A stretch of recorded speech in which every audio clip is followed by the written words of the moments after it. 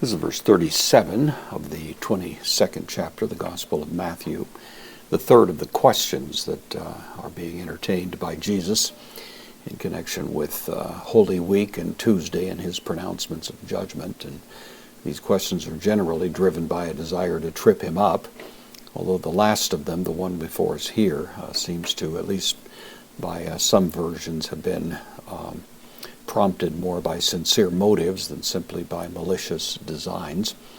But the question is, what's the greatest commandment? And Jesus gives this remarkable and well-known answer. So we have a whole. This is the article, but it can often stand for a pronoun, and that's what it is here, masculine, singular, nominative. So he, F-A, this is from fe me. It means to say. It's a little bit different from Lego. It is really generally viewed as related to the word phino, which is to shine, or phos, which is light. F-A, or fe me here, is the idea of illumining. And that is the probably intended connotation that we have. So, but he said, he illumined, he answered, auto, indirect object, dative, masculine, singular, him. Agapases, this is the future actually. You shall love. It's not an imperative. Jesus is quoting here, or at least the Greek version of this is taken pretty much from the Septuagint with a couple of minor adjustments we'll mention in a minute. But you shall love, future, second person singular. You shall love, kordion. Lord, ton theon, the God. Su, possessive pronoun of you. So you shall love the Lord your God. En, preposition. In hole, this is the dative here. It's the feminine. It's the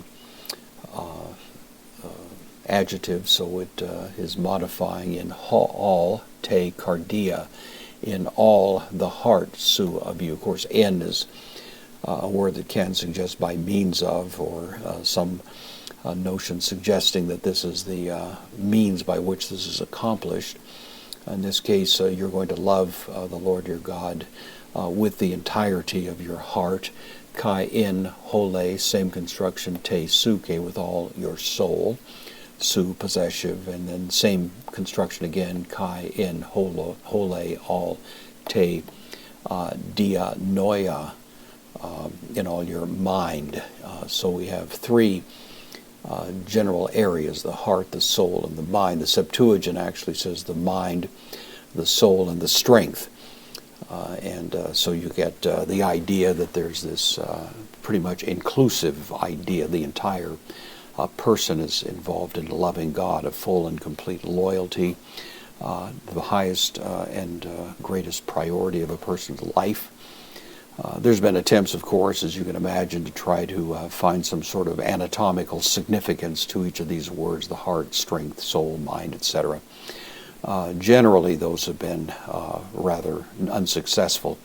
The words are used very fluidly throughout the Scriptures, and some kind of systematic anatomy is really not possible, but certainly taken together, it stands for the entirety of a person's affections, their mind, their entire ability to live and serve, and all of that should have as its primary and highest priority the love of and loyalty to God.